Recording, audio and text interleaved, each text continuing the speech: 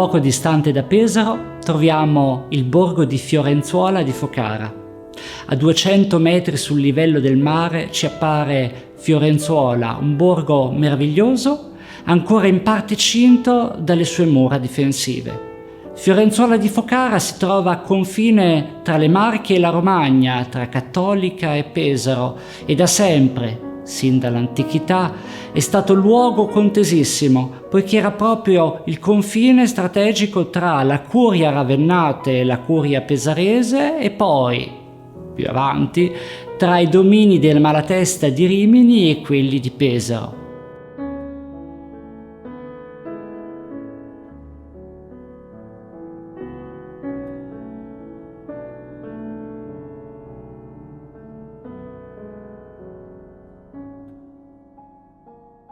Fiorenzuola è il paese dell'armonia tra la storia della natura e la storia dell'uomo. Ovviamente la natura viene prima e questo luogo, questa serie di colline che sono il primo rilievo che si incontra sull'Adriatico scendendo da Trieste, ha una sua storia geologica che non è dissimile dalle altre colline del Pesarese, della Romagna. Sono simili per forma e per materiali.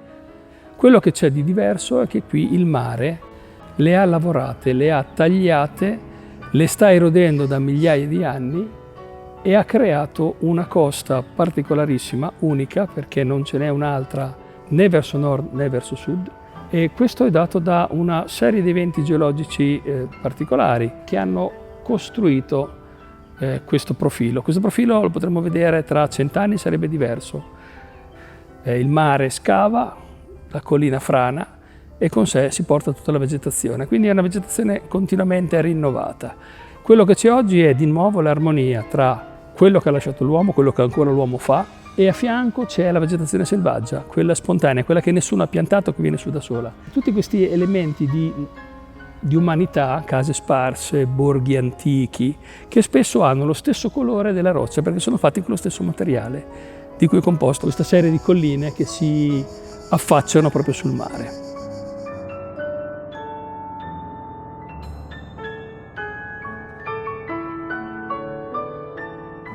Fiorenzuola è un balcone sul mare, all'interno del Parco Naturale del Monte San Bartolo. Il punto più alto del borgo è segnato da quel che rimane della chiesa di Sant'Andrea, un campanile con un orologio. Da lì è possibile godere di una magnifica vista sul mare. Fiorenzuola è ricordata da Dante Alighieri nella Divina Commedia con queste parole. E fa saper a 2 miglior da Fano, a Messer Guido e anco ad Angiolello, che se l'anti veder qui non è vano, gittati saran fuor di lor vasello e mazzerati presso la Cattolica per tradimento d'un tiranno fello. Tra l'isola di Cipri e di Maiolica non vide mai sì gran fallo Nettuno, non da pirate, non da gente argolica.